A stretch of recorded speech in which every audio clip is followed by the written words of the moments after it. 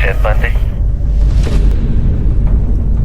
He didn't look like anybody's notion of somebody who would tear apart young girls. Theodore Bundy has escaped. Suspected of dozens of sex killings in Washington State, Idaho, Utah, and Colorado. I think things are going to work out. That's about all I can say. Bundy is acting as his own lawyer. What is unusual to see is that many of the onlookers are women. Are you a little scared when you look at him? He just doesn't look like the type to kill somebody. Serial killer Theodore Bundy has escaped once again. One of the FBI's most wanted men. He was charming, good looking, smart. You sure you have the right guy?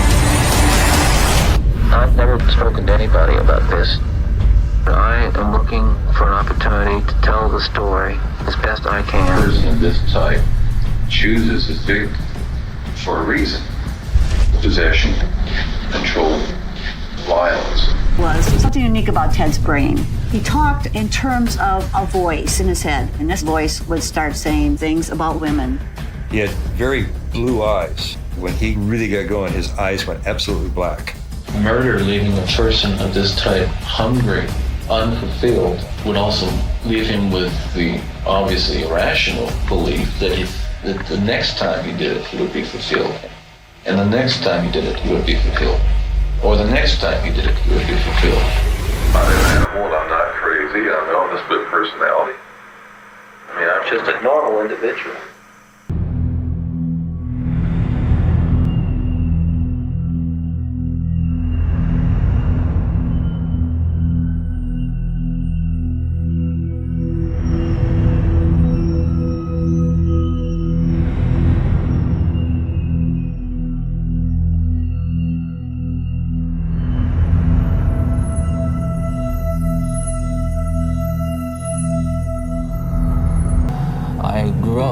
Wonderful home with two dedicated and loving parents, one of 5 brothers and sisters.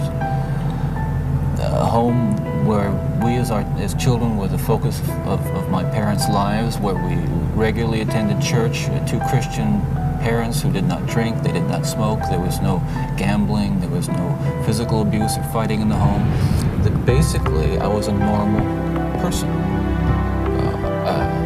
I wasn't some guy hanging out at bars or a bum. I wasn't a pervert in the sense that, people look at somebody and say, I know there's something wrong with them, and just tell. I mean, I was essentially a normal person. I had good friends. I led a normal life, except for this one small but very potent and very destructive segment of it that I kept very secret, very close to myself, and didn't let anybody know about it. And part of the shock and horror for my dear friends and family years ago when I was first arrested was that there was no clue. They looked at me and they looked at the all-American boy.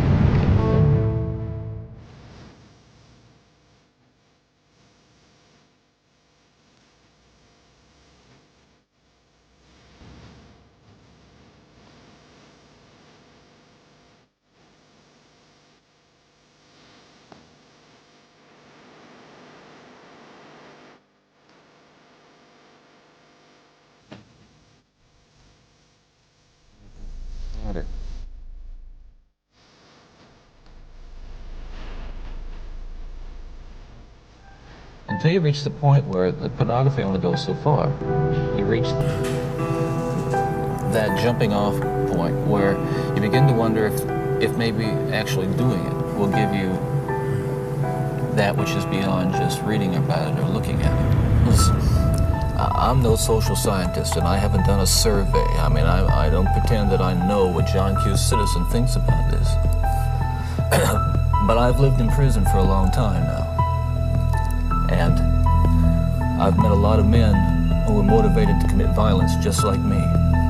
And without exception, every one of them was deeply involved in pornography without question, without exception, deeply influenced and consumed by an addiction to pornography. There's no question about it. The FBI's own study on serial homicide shows that the most common interest among serial killers is pornography. Those of us who have been so much influenced by violence in the media, in particular pornographic violence are not some kinds of inherent monsters.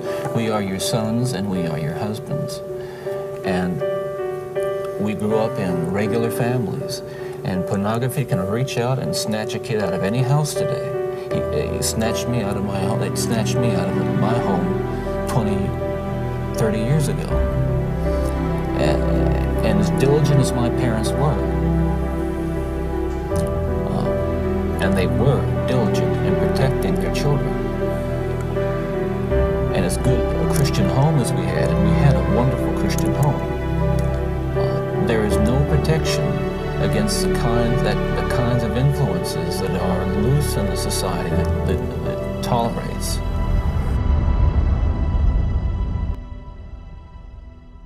Police carry out a large cooking kettle in the most gruesome mass murder case in Milwaukee history. People were shocked. They were awed. No person I've ever known of that was as lonely a human being as Jeffrey Dahmer. I had a girl at home. You can't help but to become close with somebody when you spend that many months with them. It was difficult to pretend like this isn't affecting me. This was a sick man. I can't control it any longer. Jeffrey Dahmer asesinó a 17 chicos jóvenes durante 13 años. Abría en canal a sus víctimas para disfrutar sexualmente. Guardaba las partes descuartizadas y hacia el final se comía los muslos, los bíceps y los corazones. Pero ¿cómo se convirtió un chico aparentemente inocente en uno de los asesinos en serie más truculentos del mundo? ¿Las circunstancias le llevaron a asesinar y a ser un caníbal o nació para matar? Dahmer creció en la pequeña ciudad de Bath, Ohio, como un chico de clase media del medio oeste americano. Your Honor, it is over now. This has never been a case of trying to get free. I didn't ever want freedom. Frankly, I wanted death for myself. This was a case to tell the world that I did what I did not for reasons of hate. I hated no one. I knew I was sick or evil or both. Now I believe I was sick. The doctors have told me about my sickness, and now I have some peace. I know how much harm I have caused. I tried to do the best I could after the arrest to make amends, but no matter what I did, I could not undo the terrible harm I have caused. My attempt to help identify the remains was the best that I could do, and that was hardly anything. I feel so bad for what I did to those poor families, and I understand their rightful hate. I know I will be in prison for the rest of my life. I know that I will have to turn to God to help me get through each day. I should have stayed with God. I tried and failed and created a holocaust. Thank God there will be no more harm that I can do. I believe that only the Lord Jesus Christ can save me from my sins. I have instructed Mr. Boyle to end this matter. I do not want to contest the civil case. I've told Mr. Boyle to try and finalize them if he can. If there is ever any money, I want it to go to the victims' families. My name is Dorothy Straughter. I'm Curtis Straughter's mother. I don't have nothing prepared to say. It's just a few things that I would like to say. You took my 17-year-old son away from me. I'll never get a chance to tell him that I loved him. I'd have a chance to tell him that I loved him the last time I saw him, which will be a year tomorrow. I'm a J.W. Smith, brother of Edward Warren Smith. Edward Warren Smith tried to be Jeffrey Dahmer's friend. As a result, he lost his life. Mr. Dahmer, Eddie's gone now, the victim of your senseless. Where do we go from here? We ask ourselves, why did this happen to a person like Eddie? My name is Inez Thomas, and I'm the mother of David Thomas. You know, I don't understand how a person could really harm a person and to say that, well, I did this because he wasn't my type. Well, if everybody go around doing something to somebody because it's their type, this would be a sad world today.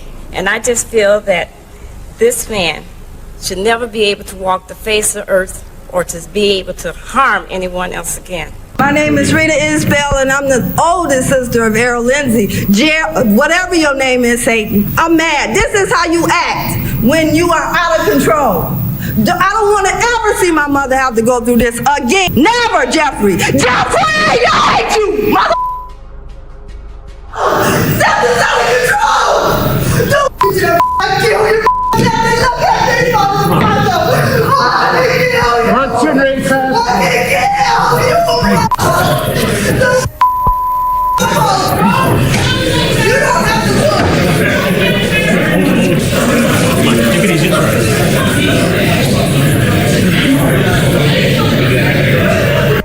Jeffrey Dahmer has killed 15 people. He sits here in this courtroom, convicted of being a killer. He now asks you not to hold him responsible for those killings. This guy decided that he is going to make Stephen Hicks die so that he can extend his pleasures.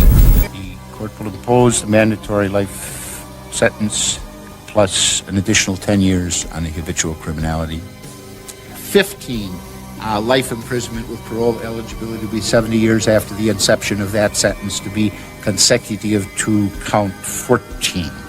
I believe I have, and I intended to follow the recommendation of the state. I could have said something different which would have had the same impact. I really see nobody gains anything by just to say more and more years. The important point is that the sentence is structured in such a way that this defendant will never again see freedom. Es la verdadera historia de John Wayne Gacy, el payaso asesino original.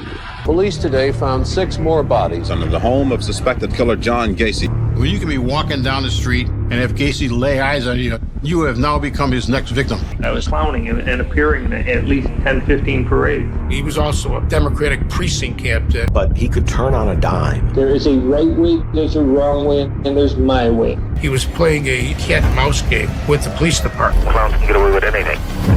Clowns can get away with murder.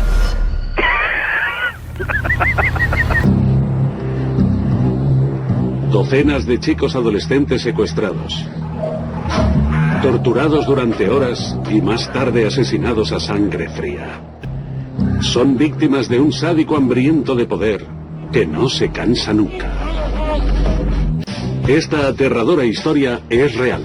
El verdadero monstruo que existió antes de las películas It, La Casa del Payaso y muchas otras. My question would be to you right off the bat is why, after so many years of silence, never having a media interview, and people have said that you have given them interviews in years Well, that's past. hogwash. Yeah.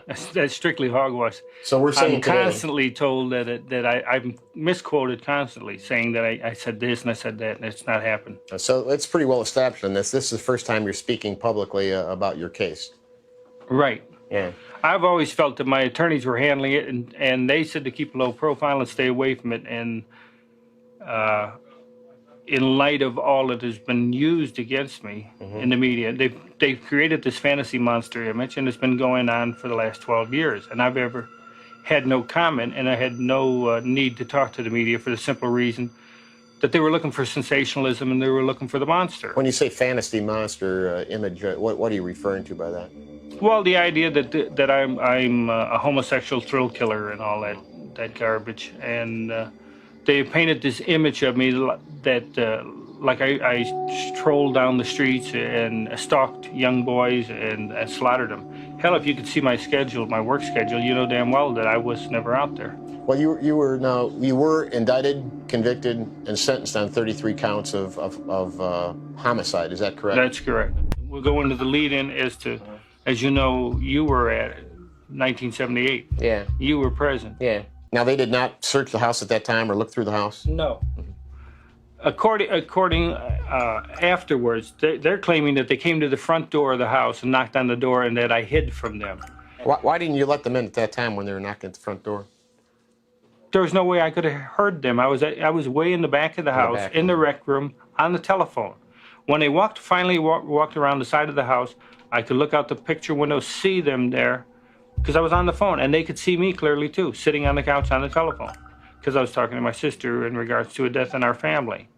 So I told her that I would call her back, got up, went to the door, and he introduced himself as cousin Zach and Piquel, and they wanted to come in and talk to me about Robert Peast.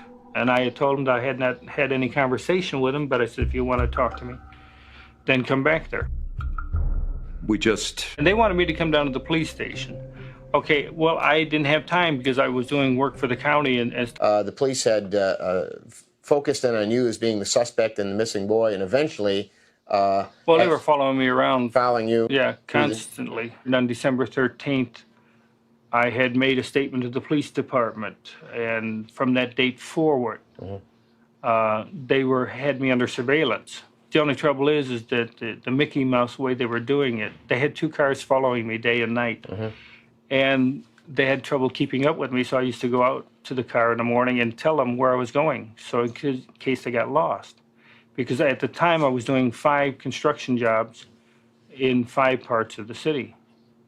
So in essence, I was all over the place. The clowning was relaxation for me. I enjoyed entertaining kids. Like some people are, they unwind in different ways, either by going out drinking or that. I could put on clown makeup and I was relaxed. And I enjoyed doing it. It was only twice a month that I did it. Yeah, this was not used then for a lure to draw kids to you No, we would visit different hospitals and entertain the children there. And we didn't entertain them with handcuffs or anything like that. All we used was balloon animals and small toys and stuff like that.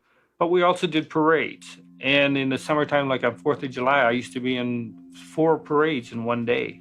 I've always told people when I got into clown makeup, I regressed into childhood. It was fun being a clown because you could be yourself or just let yourself go and act a fool. You could be slapstick and funny and have a good time. That's why I always enjoyed clowning. Clowning has taken a bad name because of what they've used in my case. The media has called you a homosexual killer. What is your position on homosexuality? I have nothing against it. I'm an outspoken liberal. I don't care for the labeling. I don't care for any labeling for that fact. Do you claim homosexuality? No, I would definitely not be homosexual. I have nothing against what they do, and I don't deny that I've engaged in sex with males, but that I'm bisexual. You're bisexual? Right. My preference is women, and I've been married enough times and have children, and I see nothing wrong with it. My dad had conservative values. If you were out after midnight, you were up to no good. My dad did not believe it. If you were out after dark and you didn't leave a phone number, you were up to no good. So I think that's why I tended to go that way more, just to be the opposite of him. I was married twice, and just because I didn't get along in the marriages, my marriages went down the drain only because I was a workaholic, working 7 days a week in that. How many bodies were actually located on the property, and where? To my understanding, there was a total of 29 bodies, or 28 bodies were found on the property. 27 of them under the house. And the rest? One was under the driveway, one was under the garage. So that makes a total of 29. Okay. Now, from the standpoint of the arrest, when you were arrested in this matter, it snowballed. It snowballed. Okay. What was the date of that arrest? Do you recall? December 22nd, 1978 is when I was arrested. My encounters were always by happen chance. If you pull up at a stoplight and there's somebody standing there waiting for a bus, if you give them a ride, and if you ask them whether, do you get in anything or you want drugs or something like that? That's how it happened. Always happen chance encounter. What I did not know about this insanity defense is that in the state of Illinois, when you plead not guilty by reason of insanity, you're saying that you committed the crime, but that you were insane at the time. So it's not a question of innocent or guilt anymore. What they're trying to do is your whole trial now becomes an insanity trial where you're to decide whether a person is sane or insane. What was your state of health as a child? At the age of 10, I was told I had a enlarged bottleneck heart. Okay, and so I had a tendency to pass out a lot. How about childhood illnesses? Did you have any, accidents rather? Any sort of I was injuries or accidents? When I went to the other vocational school, when I first went to the vocational school, I got hit with a park swing in the side of the head, caused a masterite. At what age was that? Approximately. 14, I believe. Got hit with a swing? Were you out unconscious? Yeah, I was taken to a medical clinic. That was at the time, that's when I started seeing that I had epilepsy. Did you have any episodes of, seizures? Seizures, yes, things of that nature? seizures were, according to the doctor, they claimed that when I have an epileptic seizure, I had 800 times my own strength, or 800 pounds of strength. Had you ever been sexually abused by anybody? At the age of 9, there was a contractor. Building contractor? building a house next door, and he used to pick me up and take me for rides, and always wanted to show me wrestling holds with always putting my head in between his legs. But at the time, I did not look at it as sexual. He was showing me wrestling holds where my head was always constantly pinned between his legs or under his legs. I think that they did a disservice to me, and they did a disservice to the victims. And you know what people don't understand is I feel I was wrongfully convicted for 33 murders, and it was only because of sensationalism and ego. The Des Plaines police did a sloppy investigation. This is, I mean, it may not be the correct way of wording it, but the thing of it is that they had other suspects, and they had tunnel vision in to say, it's Gacy's house, it's easier to put everything on Gacy. I consider myself the 34th victim. I consider the families victims as well, because they did not get justice. From the shoddy investigation all the way down through, is that the victims' families are not aware that in a lot of the cases, they don't even have the remains of their own sons, because Dr. Stein never turned over the whole body, and they took the heads off of each one of the victims. So when you turn over the remains to a loved one's family, they don't have the whole body. What do you actually feel that my case has been thoroughly investigated? I know. Yeah. I don't want a political answer from you. I want a basic answer. Do you actually think that the investigation of my case has been done right? I believe in your case that there should have been more focus on others. That there should have been others checked out a little more thoroughly. That's the belief I've developed over these years. Yeah, I just think that we're kind of wrapping it up here. I think we accomplished something today. Certainly we put something down on tape that has not been said. My feeling as a career law enforcement officer is that if John Wayne Gacy is guilty, then he should be punished. If John Wayne Gacy has others involved, then they should be brought in, they should be punished. Basically, I believe in total investigation and total justice, and that's really what I've been looking for all along. Do you admit to being evil, Richard? We are all evil in some form or another. Yes, I am evil. Los Angeles and San Francisco announced tonight that this man, Richard Ramirez, is the suspect in the Night Stalker murders. That word came at a hastily announced news conference. He's a male Latin, 25 years of age, 6'1", 155 pounds, black hair, brown eyes. Then all the neighbors just hung together and got him, chased him down the street. And then what did you do when you caught up with him? I socked him. We're happy to announce that the individual we have in custody is Richard Ramirez, the Night Stalker. Accused Night Stalker Richard Ramirez didn't even want a defense presented.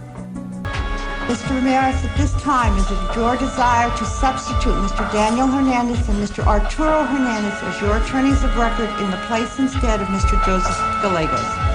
Yes. It was safe. Parasite. He was somewhat of a inexperienced, not really well-versed on any kind of in the profession of crime. The only thing I hope is that the jury has taken better notes than Mr. Hernandez has. You don't understand. You are not expected to. You are not capable of it. I am beyond your experience. I am beyond good and evil. Legions of the night, night breed. Repeat not the errors of night, Father, and show no mercy. I will be avenged. Lucifer dwells within us all. It is the judgment and sentence of this court that Richard Ramirez shall suffer the death penalty. This penalty is to be inflicted within the walls of the state prison in San Quentin, California, in the manner prescribed by law, and at the time to be fixed by this court in the warrant for execution. It's a big deal. This always went with the territory. En el verano de 1985, un asesino en serie aterrorizó a Los Ángeles. Atacaba a cualquiera en la oscuridad de la noche. Nadie estaba a salvo. Will go into a home at night and will kill, and kills at random. Children, women, and men. And it's a very serious situation. There's a $10,000 reward for any information which can lead to his arrest and conviction. The LA Sheriff's Office has beefed up its patrols and warned residents to lock their doors and windows and increase indoor lighting. Police today continue to search for any clues in the near-fatal shooting of 29-year-old William Carnes and the rape of his girlfriend. They're apparently the latest victims of the Night Stalker, thought to be responsible now for 34 brutal attacks, 14 of them fatal. I am very frightened because this usually does not go on in a quiet neighborhood like Mission Viejo. So I will not leave my windows and doors open anymore. It's frightening. I'm very upset. It's frightening and I'm scared. Everybody is real edgy. We have diligently tried to lock all the doors and windows. Do you admit to being evil, Richard? We are all evil in some form or another. Yes, I am evil. Not 100%, but I am evil. What do you want the world to know about you? The world has been fed many lies about me. I have read very few truths. Who are you?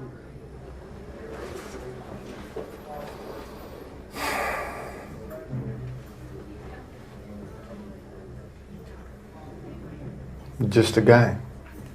Just a guy. That is all I care to say, really.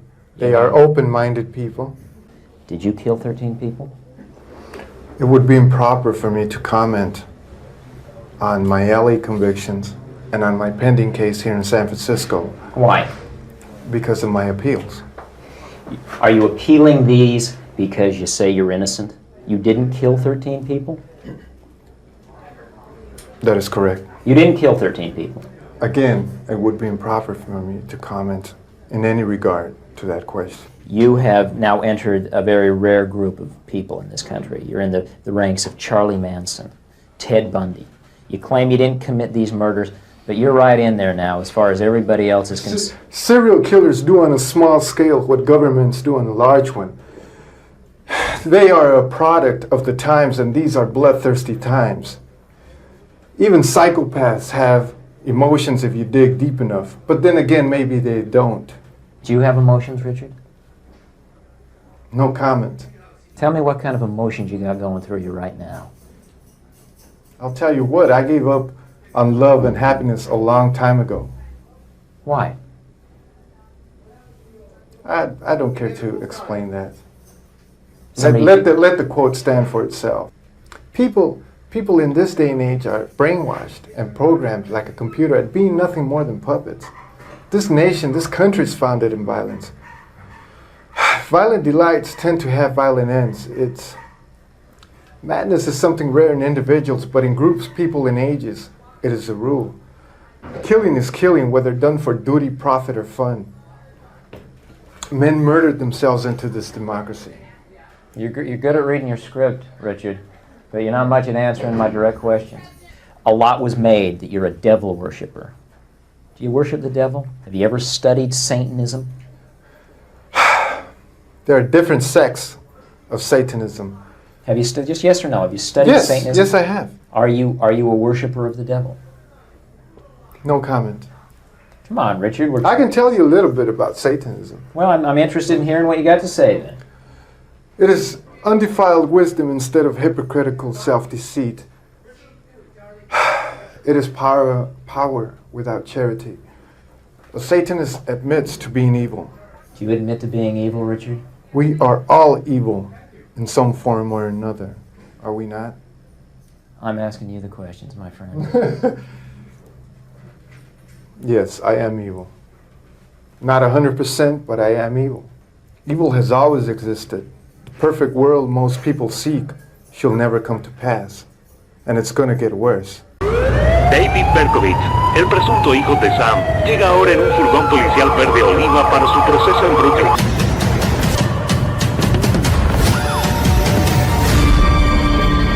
Dijo, supongo que la prensa nos estará esperando. ¿Me hacéis un favor? Hola, desde las cloacas de Nueva York, colmadas de excremento de perro, vómito, vino rancio, orina y sangre. Quizás nos veamos cara a cara un día, o tal vez me hagan pedazos los polizontes con sus humeantes 38. Por más de un año, un asesino despiadado merodeó en la ciudad de Nueva York. Soy un monstruo. Soy el hijo de Sam. Un hombre gritaba, ayúdenme, ayúdenme. Sam gusta de beber sangre. La joven sangraba. Ve y mata. Ordena el padre Sam. Sus presas eran los jóvenes y vulnerables. Detrás de la casa descansan algunas, sobre todo jóvenes violadas y trozadas, desangradas, solo huesos ahora. Otoño de 1976, Queens, Nueva York. Era una época despreocupada para el veinteañero Carl Denaro. Chicas, autos, deportes, los Mets, los Jets, el béisbol. Jamás se le habría ocurrido a Carl que alguien quisiera matarlo. Con todo, la policía se esforzó por producir un perfil físico. Hombre blanco de 25 a 30 años, 1,80 m, complexión mediana, cabello oscuro. La policía y la prensa lo apodaron el asesino calibre 44. La policía se mantuvo en alerta máxima, explorando todos los distritos. Sin embargo, el asesino circulaba en ellos como si fuera invisible. Valentina Soriani y Alexander Isao disfrutaron una velada en Times Square con cena y una película. Al regresar la joven pareja a casa cerca de las 3 a.m., los detectives que patrullaban el área terminaron su turno. Entonces, el asesino entró en acción.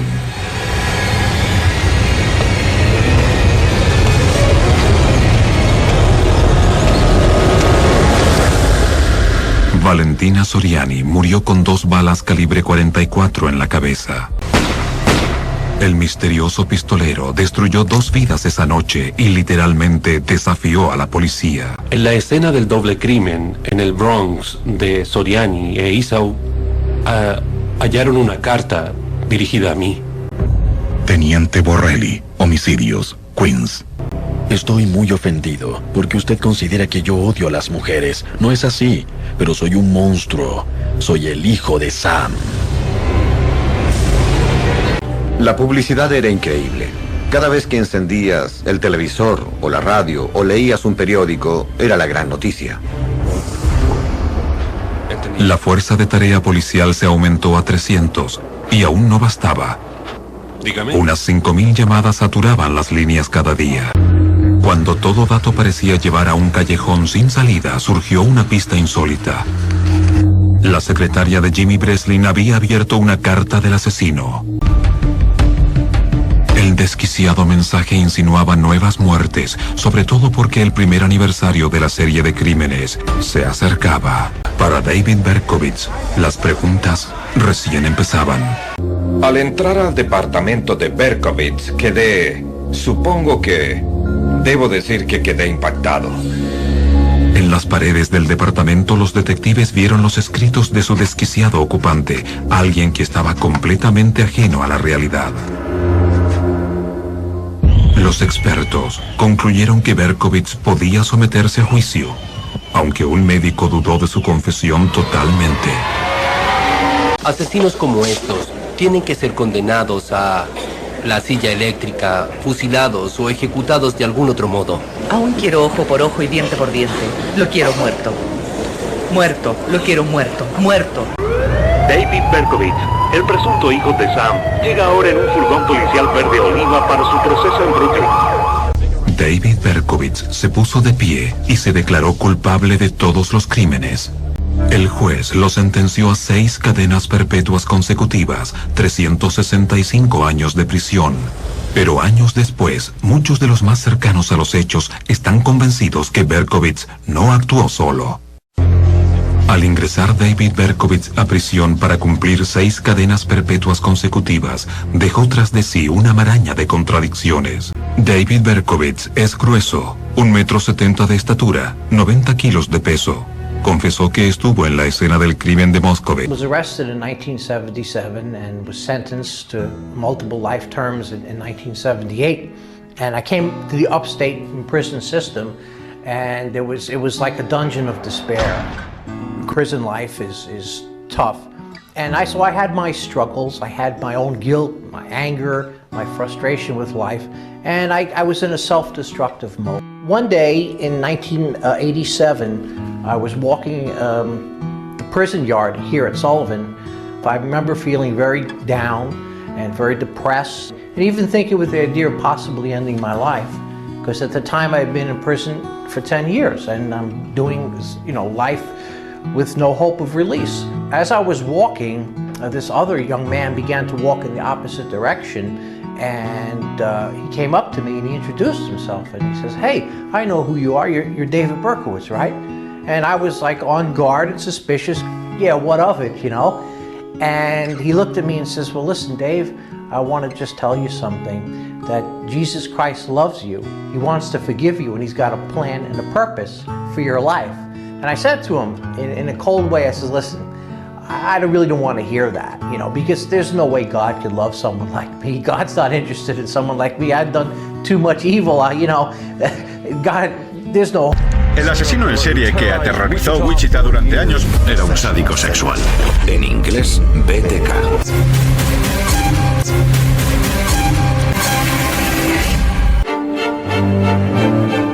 Fue el más abominable asesino en serie que haya conocido Kansas. Se hacía llamar BTK. Las ataba, las torturaba, las mataba. Por 3 décadas completas desafió a la policía e impuso un perverso juego del gato y el ratón. All right, Mr. Rader, I need to find out more information. On that particular day, the 15th day of January, 1974, can you tell me where you went to kill Mr. Joseph Otero? I think it's 1834, Edgemore. All right. Can you tell me approximately what time of day you went there? Somewhere between 7 and 7:30. This particular location, did you know these people? No, that's no, that was part of my, I guess my what you call fantasy. These people were selected. All right, so you. Okay. You were engaged in some kind of fantasy during this period of time? Yes, sir. All right. Now, when you use the term fantasy, is this something you were doing for your personal pleasure? Sexual fantasy, sir. I see. So you went to this residence, and what occurred then? Well, I had did some thinking on what I was going to do to either Mrs. Otero or Josephine, and basically broke into the house, or didn't break into the house, but when they came out of the house, I came in and confronted the family, and then we went from there. All right. Had you planned this beforehand? To some degree, yes. After I got in the house, I lost control of it, but it was, you know, in the back of my mind, I had some ideas what I was going to do, but I basically panicked that first day, so. All right, when you went into the house, what happened then? Well, I confronted the family, pulled the pistol, confronted Mr. Otero, and asked him to, you know, that I was there to, basically, I was wanted to get the car. I was hungry, food, I was wanted, and asked him to lie down in the living room. And at that time I realized that wouldn't be a really good idea, so I finally, the dog was a real problem, so I asked Mr. Otero if he could get the dog out, so he had one of the kids put it out. And then I took him back to the bedroom. You took who back to the bedroom? The family, the bedroom, the 4 members. All right, what happened then? At that time I tied him up. While still holding him at gunpoint? Well, in between tying and yes. Yeah. All right, after you tied them up, what occurred? Well, they started complaining about being tied up, and I re-loosened the bonds a couple of times. Tried to make Mr. Otero as comfortable as I could. Apparently had a cracked rib from a car accident, so I had him put a pillow down for his head. Had he put a, I think he's a Parker or a coat underneath him. They talked to me about, giving the car and whatever money. I guess they didn't have very much money. And there I realized that, I didn't have a mask on or anything. They already could ID me, and made a decision to go ahead and cut them down, I guess, or strangle them. Asesinó al menos a 48 mujeres y durante 2 décadas evitó ser detenido. Las mujeres me subestiman porque parezco un hombre normal. El asesino en serie más prolífico de Estados Unidos compartirá sus secretos más oscuros. ¿Quién es? ¿Por qué es tan eficaz? ¿Y cómo logró salirse con la suya durante tanto tiempo? La historia del asesino de Green River. A cambio de la promesa de no pedir la pena de muerte en su contra, el acusado está dispuesto a declararse culpable. Me encantaba matar mujeres. No tenía moral. La conciencia no me detenía. Quería ser el mejor asesino serial. El diablo está en mi cabeza. La rabia tenía el control, a eso se reduce todo. Es el control de esa... Me abalancé y comencé a asfixiarla. Mi mamá y mi papá habían hablado de ponerme en una estúpida escuela. ¿Por qué estás llorando? Porque no quería ir. Me daba una paliza por mojar la cama. Me gritaba, solo los bebés mojan la cama.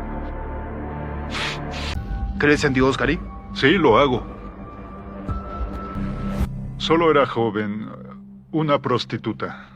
¿Negocios? Negocios como siempre. Negocios como siempre, sexo. Me abalancé y comencé a asfixiarla. Todas estaban a menos de 2 kilómetros de distancia y todas eran adolescentes, quizás de 20 años de edad. No te importaba si experimentaban un terrible temor. El temor de saber, oh no, voy a morir. ¿Cierto? ¿En qué momento de tu vida comenzaste a pensar en matar personas? Una vez apuñalé a un niño. Sé que los psiquiatras siempre están interesados en hablar con las personas sobre sus madres. Ahora, ¿qué puedes decirme sobre tu relación con tu madre que me ayude a entender por qué matarías a docenas de prostitutas? Mi mamá y mi papá habían hablado de ponerme en una estúpida escuela. Estás llorando al recordar eso. ¿Por qué estás llorando? Porque no quería ir. Ella me decía que yo no valía nada. Me insultaba o me gritaba. No sentía amor. Me daba una paliza por mojar la cama. Me gritaba, solo los bebés mojan la cama. Durante más de 20 años, Gary Ridgway encontró un placer perverso asesinando a docenas de mujeres y saliendo impune. Se convirtió en el asesino en serie más prolífico. El chico insignificante que suspendía en la escuela encontró la satisfacción de despistar a todo un ejército de investigadores. Pero el 30 de noviembre de 2001 se terminó el juego para Gary Ridgway. Las pruebas de ADN lo relacionaban con 4 de las víctimas de Green River y fue arrestado en su casa. El 5 de noviembre de 2003 desaparecieron todas las dudas sobre la culpabilidad de Ridgway. Se declaró culpable del asesinato de 48 mujeres. Había hecho un trato para colaborar en la investigación y les proporcionó más información sobre las víctimas y los lugares en donde estaban los restos. Haciendo eso se libró del juicio y de una posible condena a muerte.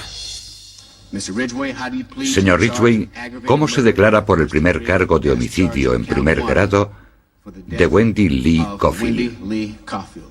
Culpable. Señor Ridgway, ¿cómo se declara por el segundo cargo de homicidio en primer grado de... Culpable. Culpable. Culpable. También les pareció imposible a los familiares indignados de las víctimas que hablaron en el tribunal cuando fue condenado a cadena perpetua sin libertad condicional el 18 de diciembre de 2003. Has dicho que el recuerdo de las mujeres que te has llevado se ha desvanecido, pero el nuestro no. Dices que ellas no significaban nada para ti, pero lo eran todo para nosotros. Era una madre, una esposa y una hermana, y la echamos de menos. Gary Ridgway se quedó allí sentado con cara de piedra mientras los familiares de las víctimas lo maldecían e insultaban. Es un animal. Le deseo una muerte lenta, dolorosa y cruel. Va a ir al infierno porque es un demonio. Poco después se derrumbó la fachada de frialdad cuando el padre de una de las víctimas lo sorprendió con una dosis de humanidad. Señor Ridgway, aquí hay gente que le odia. Yo no soy uno de ellos. Me ha hecho muy difícil estar a la altura de mis creencias. Y lo que Dios me dice que tengo que hacer es perdonar. Está perdonado, señor. Aquellas lágrimas y la declaración que hizo ese mismo día ante el tribunal fueron lo más parecido a mostrar remordimientos que Gary Ridgway había hecho nunca. Siento haber matado a esas mujeres. Tenían toda la vida por delante. Siento haberle causado tanto dolor a tantas familias.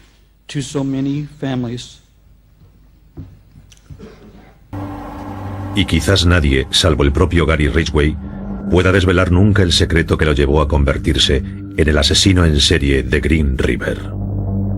Ed Gein.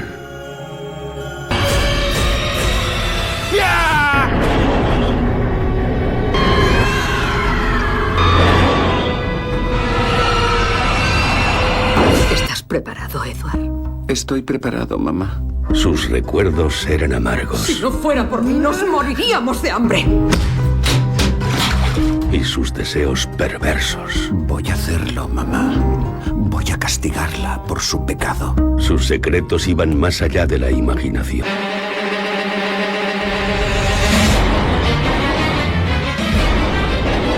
Te quiero mucho, mamá. Hola, Mary.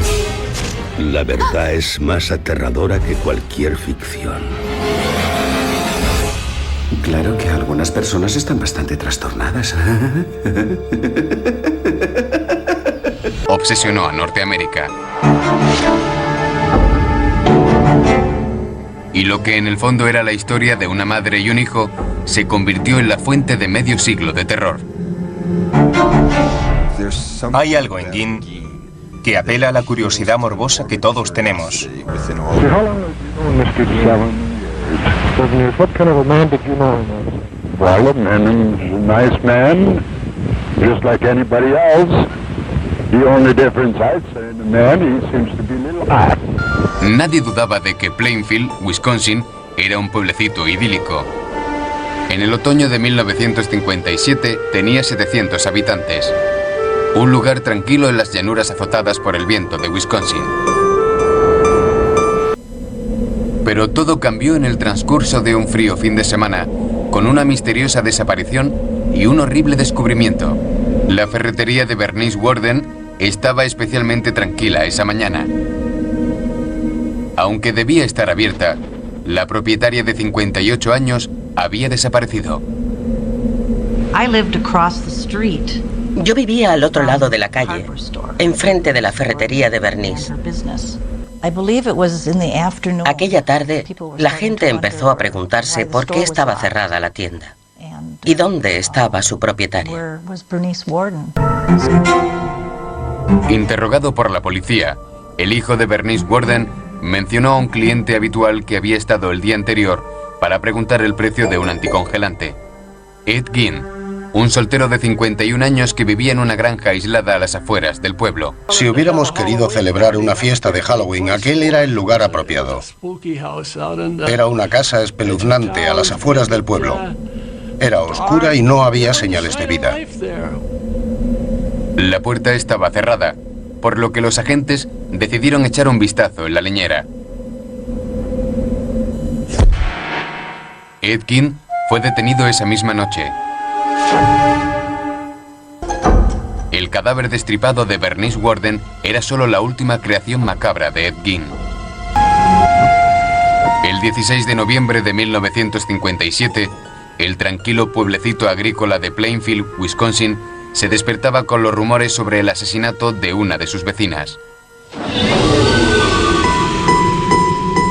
El cuerpo mutilado y decapitado de Bernice Warden había sido encontrado esa noche en la leñera de Ed Gein, de 51 años.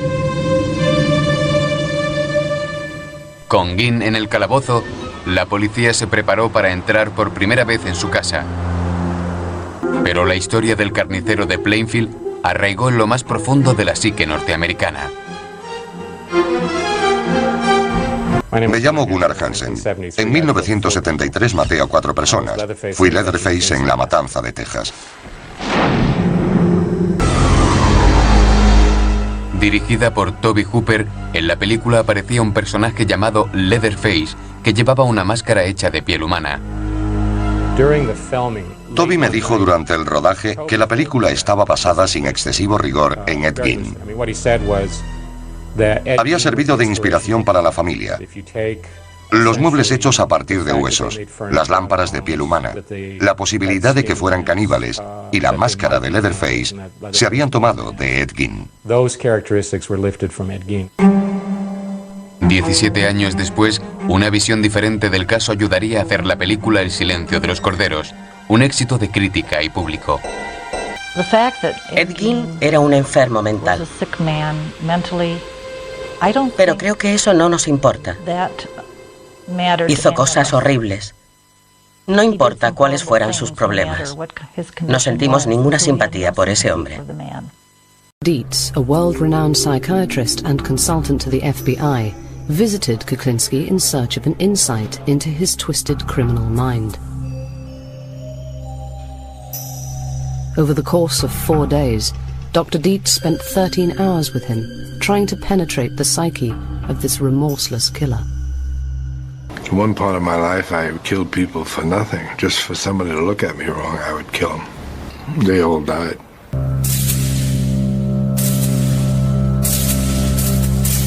I would see the blankness come over it. I'd watch them die. I just didn't shoot them and walk away.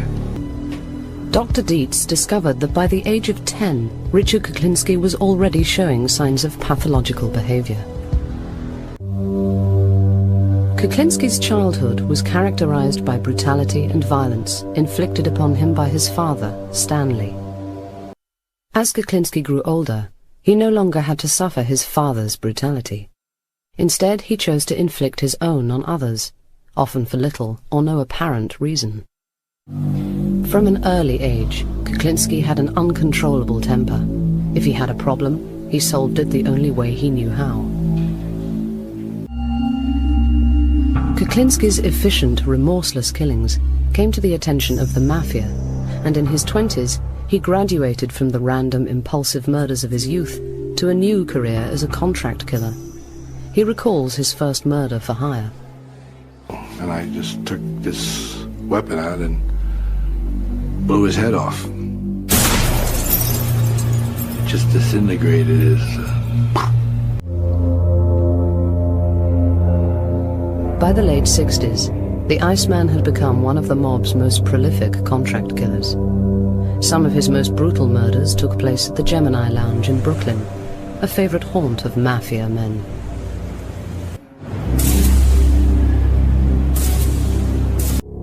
Shooting, stabbing, strangulation, even poisoning, all part of Richard Kuklinski's murderous repertoire.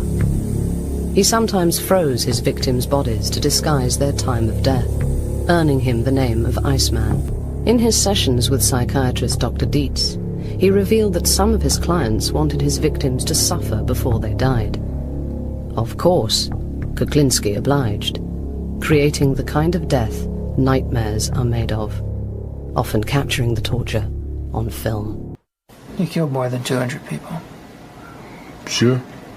Yep. Having spoken at length to Iceman Richard Kuklinski about his life as a contract killer, psychiatrist Dr. Park Dietz gives his analysis of what drove Kuklinski to kill so many times without guilt or fear.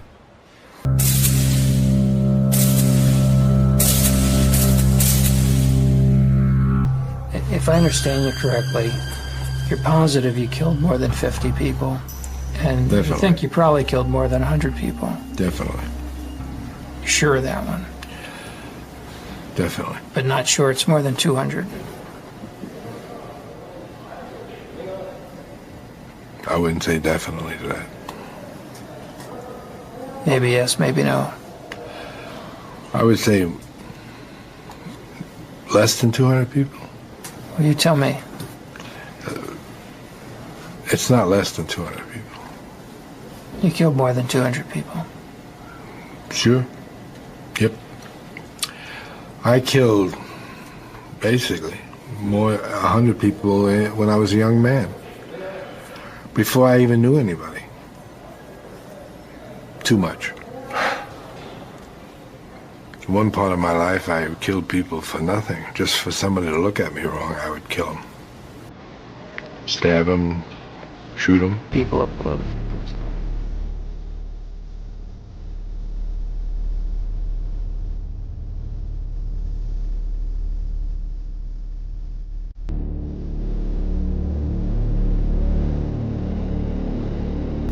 Did you like to look them in the eye? I wanted them looking straight at me. Did you have a favorite place you'd like to shoot? A favorite? Yeah. Well, most of the time, if you're up close, you shoot them under the chin. You would shoot him. Shot a guy one time in his Adam's apple. See how long it would take him to die. How long did it take? A few minutes. He drowned, actually. He didn't. Drowned in his blood? Mm-hmm. Do you know what an adrenaline rush feels like? Oh, yeah. What will give you one? Sex. It's the only one. I don't really get anything from hitting anybody, hurting anybody, shooting anybody. Does nothing for me. The only thing that gives me pleasure is sex. Well, that's a different kind of pleasure than what an adrenaline rush is. Pleasure, I guess. Yeah. We had the incinerator in the projects there. So I threw a cat in the incinerator.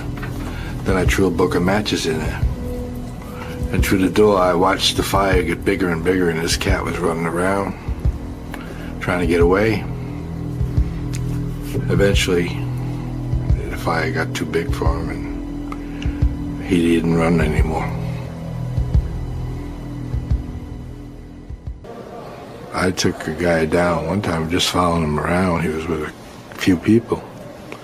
Now, as they went to the bar, this person decided he couldn't wait to get inside to urinate. He never did.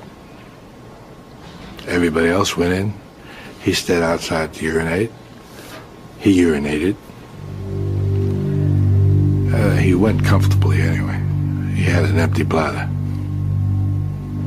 But I actually strangled him.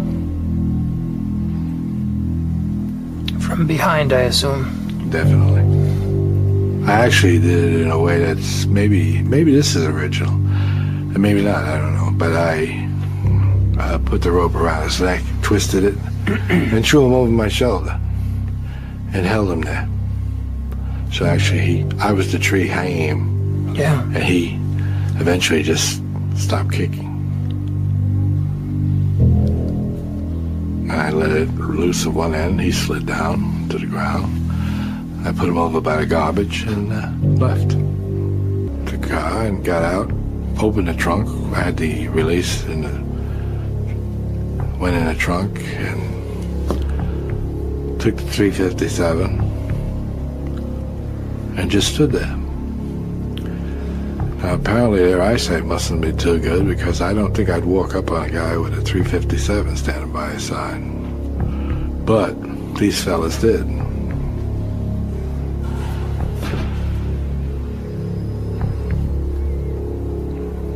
Foolish mistake. They all died.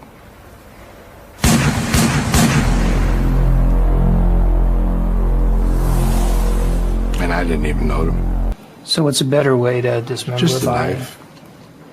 A butcher knife, you know, you cut it around the bone and a little slice here, a little slice there, and wrap it, ship it. Jeffrey Dahmer told me that when he cut bodies apart, Yeah. it repelled him. He found it horrible. He had to get himself drunk to overcome that Stink. natural revulsion. Yeah. It's because it's disgusting. Yes, it is. But to you could just do it. No feeling. No. The smell sometimes was annoying, but I would put cologne on. I would generally put cologne across here, So I could smell the cologne a lot better than I could smell anything else. I beat a guy to death one time. I had blood in my shoes. His blood in my shoes. It just goes on that way. Had to throw all my clothes away. Here I was driving a big Lincoln Town car with butt naked. Had a sheet wrapped around me.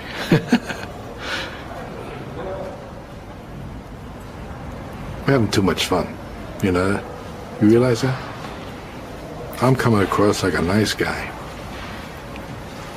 Nobody's gonna believe this. Nobody. I wouldn't believe this if I was watching this.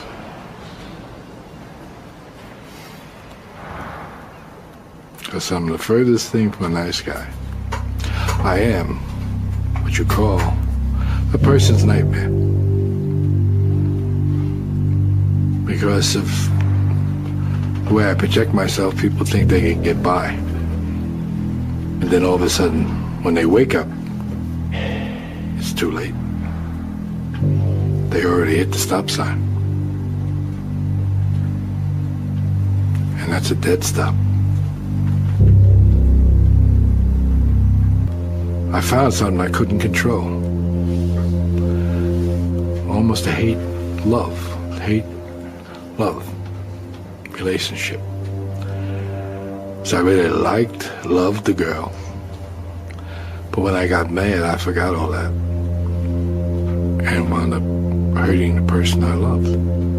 So, where did I really love her? I still hurt her. I got to trust her more than I trusted anybody in my whole life. She's the only person I ever really trusted. Dennis Nielsen, un funcionario ejecutivo de 37 años, estuvo matando durante 5 años y pasó completamente desapercibido para la policía. Después de que lo arrestaran, Nielsen confesó que había estrangulado, que había desmembrado y que se había deshecho de 15 hombres.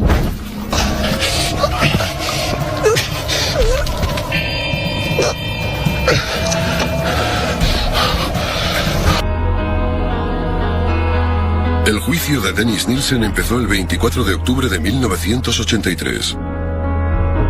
My name is Dennis Nielsen. I was an inwardly troubled boy, and nobody seemed to notice. I am demonic. It is a great hurt to be considered to be monstrous. At one stage, there was no room under the floorboards, but there were so many bodies there. Estoy en un cuarto oscuro. No sé dónde. Aparece un hombre. Siento algo alrededor del cuello. No puedo verle la cara, pero está muy cerca de mí. Y le oigo decir, estate quieto. Y luego todo se oscurece. ¿Ha visto a este hombre? El señor Nielsen ha confesado haber matado a 15 hombres a lo largo de 5 años. Me temo que no recuerdo sus nombres. Una noche de copas en el Soho, entablé una conversación con un tipo escocés. El número 11 era un skin, llevaba cortar aquí tatuado en el cuello. Déjeme preguntarle, ¿por qué lo hizo? Esperaba que ustedes me lo dijeran. ¿Por qué querría escribir un libro sobre un monstruo como yo? Quiero que me hable de su infancia. De todo eso. Sus confesiones solo nos ayudan hasta cierto punto. ¿Está diciendo que él planeó esto? ¿Les parecen estos a ustedes los actos de un hombre en su sano juicio? Nielsen podría haber mentido desde el principio. Este hombre asesinó en nuestra zona durante 4 años. ¡No se librará de nada! Es agradable ser escuchado. Me hace sentir humano. Dennis Nielsen está acusado de asesinar a Kenneth Ogden, Martin Duffy, William Sutherland, Malcolm Barlow, John Howlett y Stephen Sinclair entre diciembre de 1979 y febrero de este año. El tribunal determinó que las 16 víctimas seguían un patrón, jóvenes y sin hogar. Nielsen las conocía mayormente en bares. La policía preguntó sobre el número de cuerpos y Nielsen confesó, 16.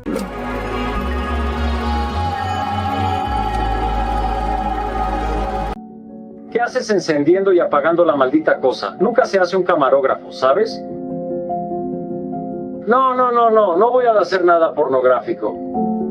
El inspector jefe Peter J. leyó la declaración, que según él era de puño y letra de Nielsen, era un autoanálisis y una descripción de su propio comportamiento, en lo que denominó un estado inducido por la ingestión rápida y abundante de alcohol.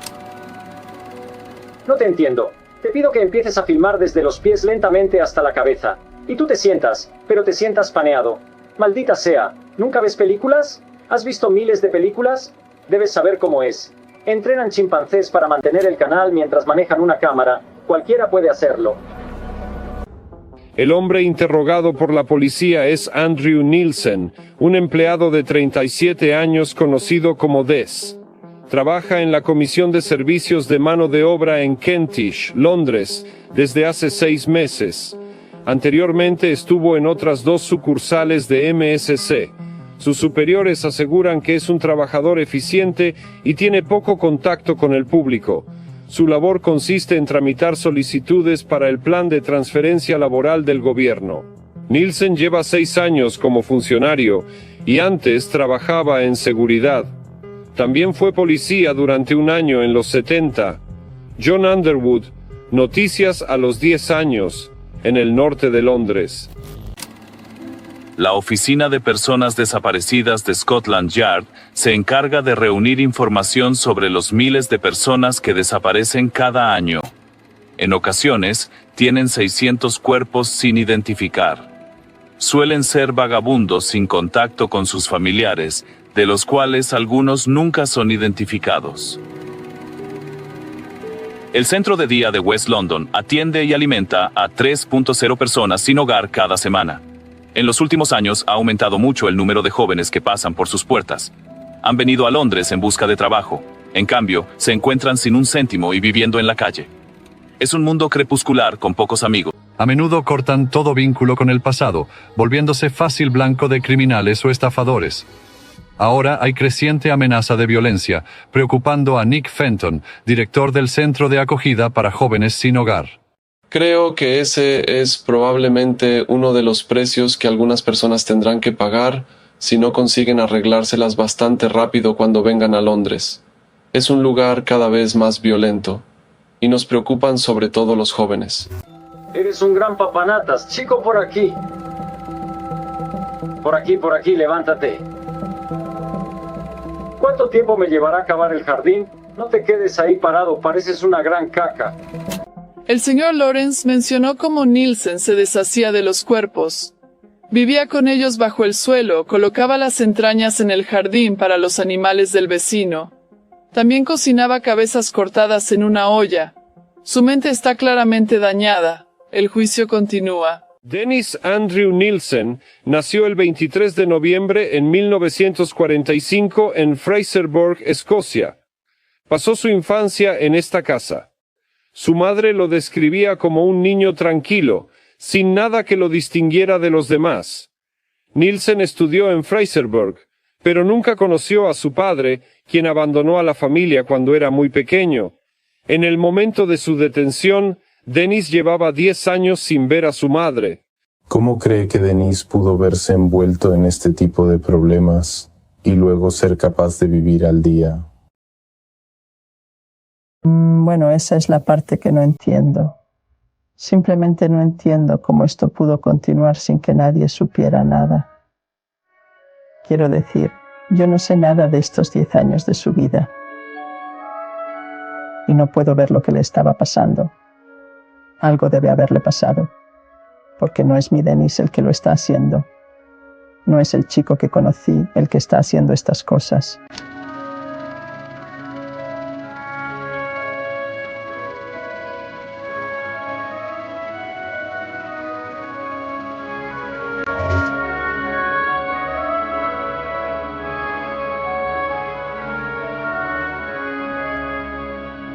La casa, ubicada en una prestigiosa zona del norte de Londres, carece del encanto suburbano de sus vecinos.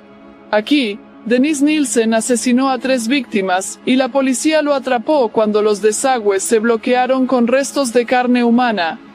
Estos detalles horribles llevaron al propietario a ponerla en venta. Los cadetes llegan de 2 en 2, como en un desfile, desde el centro de entrenamiento en Hendon. Son en su mayoría chicos de 17 años, aunque también hay algunas chicas.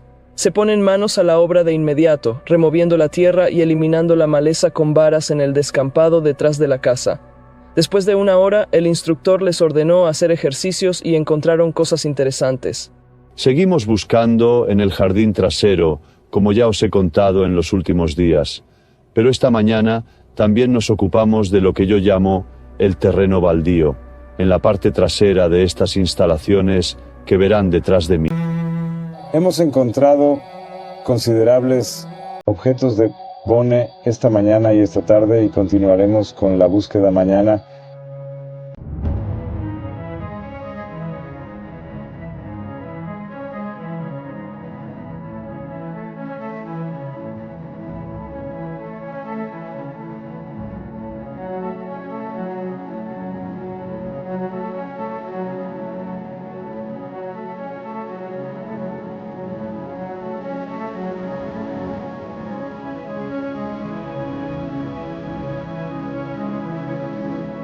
Parece que los cuerpos fueron quemados en el patio trasero antes de ser enterrados.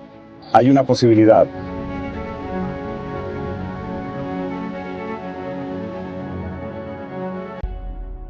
El acusado de 37 años fue llevado al Tribunal de Magistrados de Highgate bajo custodia policial 2 horas antes. Había sido acusado ayer tras un interrogatorio y llevaba una camisa de cuello abierto, gafas y restricciones. A las 10 en punto, Dennis Andrew Nielsen fue llevado al banquillo de los acusados, donde se leyó el cargo de asesinato de Stephen Neal Sinclair. Hubo objeciones a la libertad bajo fianza y se le ordenó quedarse bajo custodia policial hasta el miércoles 16 de febrero. A las 10:01, fue trasladado rápidamente en un furgón policial. Al resumir el caso para la acusación, el señor Allen Green afirmó que Nielsen disfrutaba del poder que ejercía sobre la vida y la muerte. Sabía que lo que hacía era perverso e ilegal, pero continuó haciéndolo de manera deliberada.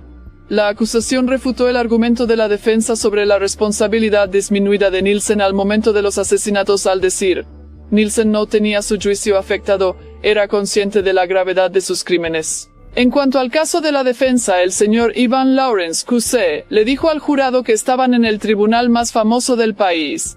Añadió que el tribunal ha conocido casos horribles, pero dudo que haya visto un conjunto de asesinatos tan espantosos. Dennis Nielsen se libró de Carl Stotter, pero al menos 15 personas no tuvieron tanta suerte.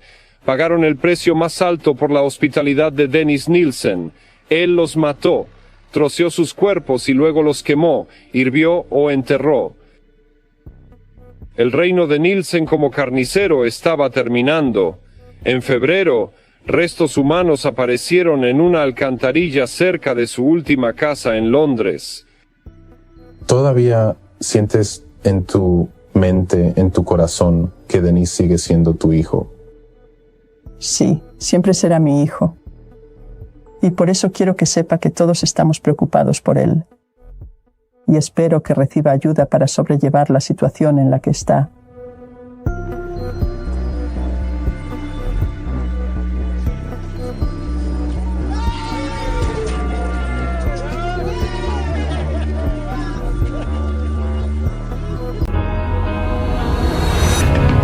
El juicio de Dennis Nielsen empezó el 24 de octubre de 1983. Nielsen esperaba salir con el menor cargo posible por homicidio. El juicio duró unas 2 semanas. Declararon a Dennis Nielsen culpable por el asesinato de los 6 hombres. El juez le impuso una sentencia de por vida que no podía ser inferior a los 25 años.